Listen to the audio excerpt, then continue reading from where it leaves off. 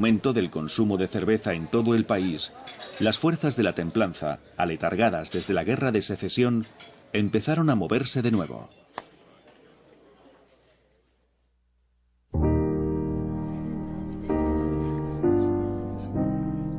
Cada remolino tiene una primera hoja, porque las leyes del movimiento le obligan a empezar en algún lugar en particular. El remolino del Señor empezó en la pequeña ciudad de Hillsboro el 23 de diciembre de 1873. En Hillsboro, Ohio, vivía Eliza Jane Thompson, una frágil mujer, madre y esposa, que era hija de un gobernador del estado. Como tantas defensoras de la templanza, había vivido los efectos del alcoholismo en primera persona. Su hijo mayor, un clérigo, terminó alcohólico después de que un médico le recetara alcohol y murió en lo que se llamaba un asilo para ebrios. Lo único que su madre pudo hacer fue llorarle, hasta la tarde del 23 de diciembre de 1873, el día que llegó a Hillsboro un defensor de la templanza e instó a las mujeres a tomar las calles y protestar. El hombre les aseguró que si lo hacían, podrían destruir la industria del licor para siempre. Para el marido de Eliza Jane Thompson, un juez local, la idea de las mujeres manifestándose en público era una auténtica payasada. Me atreví a recordarle que los hombres llevaban mucho tiempo haciendo payasadas y sugerí que quizá fuera la voluntad de Dios que las mujeres las hicieran ahora también. El día de Nochebuena, Eliza Jane Thompson se reunió con casi otras 200 mujeres en la primera iglesia presbiteriana. Después de rezar, las mujeres lideradas por Eliza salieron a la calle en fila de dos, todas vestidas de negro y cantando su himno favorito: «Lanzad vuestros temores al viento». La primera parada fue la tienda y farmacia de William Smith en la calle principal. Smith era médico colegiado, y las mujeres le pidieron que firmara la promesa de negarse a suministrar recetas médicas de bebidas alcohólicas. Smith firmó. Otros dos farmacéuticos aseguraron a las damas sus buenos deseos y accedieron a dejar de vender todo tipo de bebidas alcohólicas. Lo que se ve en una pequeña ciudad de Ohio es que las mujeres estallan. Hartas, se plantan delante de una taberna, se ponen de rodillas y rezan, bloqueando la entrada. Esto es un acto de desobediencia civil radical, pero que sin embargo está dentro de los parámetros del comportamiento femenino aceptable. A partir de ahí, el movimiento se extiende como la pólvora. En cuestión de días, lo que se conocería como la Cruzada de las Mujeres parecía estar por todo Ohio. Desde London, Ohio, llega la noticia del total estancamiento de todos los negocios. Han cerrado todas las escuelas y todo el mundo no piensa más que en la guerra. Tabernáculos portátiles donde las mujeres rezan y cantan son llevados de la entrada de una taberna a otra. Pero las ciudades más grandes, con un mayor porcentaje de población inmigrante, presentaban desafíos más difíciles.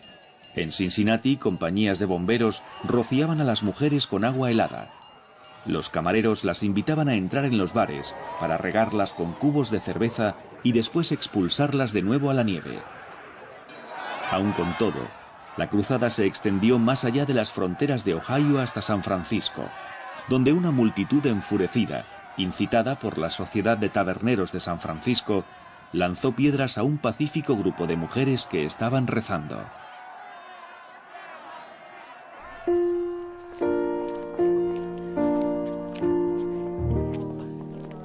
Las mujeres llegaron a manifestarse en 911 pueblos y ciudades de 31 estados y territorios, y cerraron unos 1.300 establecimientos de licor. De repente te das cuenta del trabajo que implica la protesta civil. Porque cuando sales a manifestarte y rezar, no estás en casa cuidando de tu familia y haciendo todas las labores del hogar. El movimiento va perdiendo fuelle y poco a poco las tabernas vuelven a abrir. No se había cambiado ninguna ley. Los hombres seguían queriendo beber, y en cuestión de un par de años, la mayoría de los comerciantes de licores estaban de nuevo en activo, y con ellos un número cada vez mayor de competidores.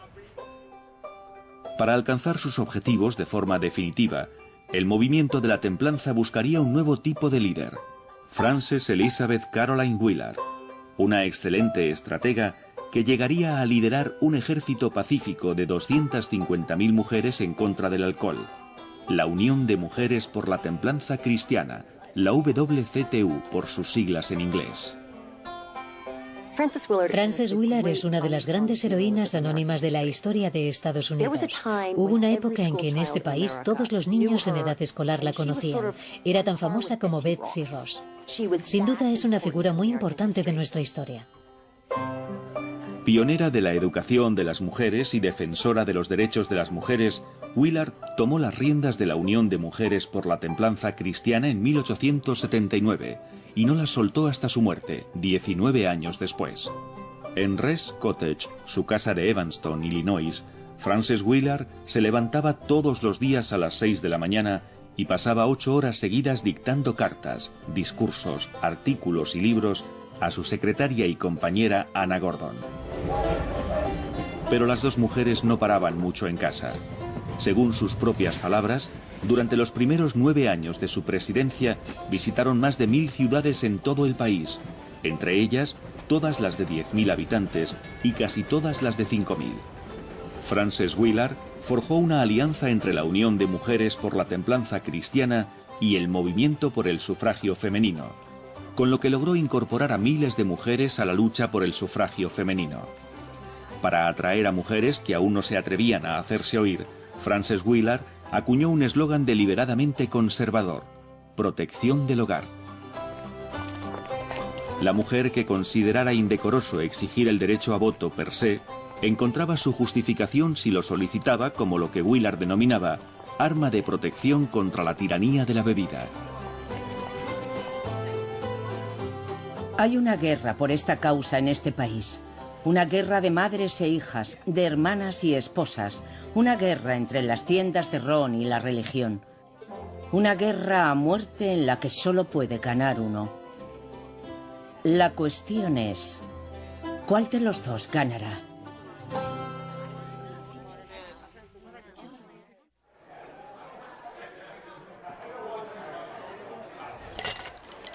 En las tabernas la vida era diferente. Los hombres hablaban a voces, reían a carcajadas y había un ambiente de grandeza. Había algo más que lo común y rutinario donde nunca pasaba nada. Aquí la vida siempre estaba muy viva y a veces era incluso escabrosa. Que las tabernas fueran horribles solo significaba que eran horriblemente maravillosas. Jack London.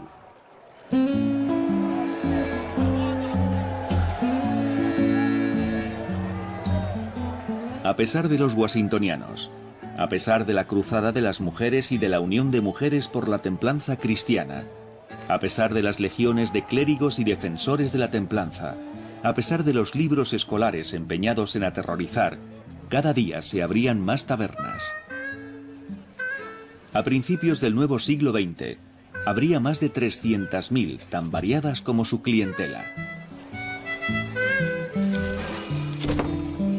Para millones de trabajadores, las tabernas eran el refugio tras largas horas de trabajo de oficina, o en una fábrica, o en las profundidades de una mina de carbón. Y también el refugio de las responsabilidades que representaba la familia que les esperaba en casa. El reposapiés de latón era más que un reposapiés, recordaba un hombre. Era un símbolo de hombría emancipada, de masculinidad libre de poner el pie sobre algo. Para cada hombre la taberna era una cosa. Para el que vivía en una miserable casucha de alquiler, la taberna era como el salón de su casa. Era como el club social. El camarero también cuidaba de sus clientes y en muchos casos hacía por ellos mucho más que el sacerdote de la iglesia cercana o el policía local. La cerveza y el whisky no eran las únicas atracciones de los bares.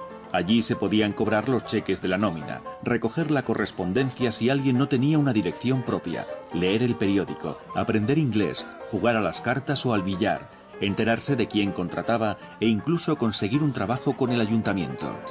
Muchas veces los dueños de las grandes tabernas urbanas eran también políticos que ofrecían puestos de trabajo municipales de forma discrecional. En 1890, 11 de los 24 concejales de Nueva York eran taberneros. Los bares eran lugar de reunión de sindicatos, de grupos de veteranos, de distintas hermandades y también de asociaciones de inmigrantes. Allí se votaban elecciones y se celebraban tanto velatorios como fiestas de bautismos. Eran los clubes privados de la clase trabajadora. Los protestantes anglosajones ricos y blancos tenían sus clubes por las mismas razones, solo que allí sus conversaciones eran tipo ¿qué le parece comprar Venezuela? Pero básicamente era lo mismo, un lugar de contactos y encuentros. Y con las mismas reglas básicas, paga tus deudas, vota al candidato correcto. Aunque los clientes habituales consideraban la taberna de su zona como un negocio familiar y local, la mayoría de las veces las tabernas pertenecían a los grandes fabricantes de cerveza. Las tabernas pertenecían a las fábricas de cerveza y si Pabst abría una taberna en esta esquina, Busch lo haría en la otra esquina y otros correrían a hacer lo mismo. Las ciudades estaban desbordadas. A los ciudadanos decentes les escandalizaba ver que la mayoría de las ciudades grandes tenían un distrito claramente delimitado donde se permitía el vicio, aunque oficialmente fuera ilegal. Era un lugar donde proxenetas, matones y cabecillas trabajaban mano a mano con policías corruptos y políticos serviciales. El centro de todos eran las tabernas. En muchas ciudades, las tabernas estaban íntimamente ligadas a la política, porque los votos se compraban con un whisky y un puro. Siempre se podía argumentar que las tabernas eran lugares de costumbres relajadas, donde la prostitución era un peligro y que se aprovechaban de la gente. Una de las cosas que más miedo me daba en mi infancia era cuando mi madre me contaba cómo eran las tabernas.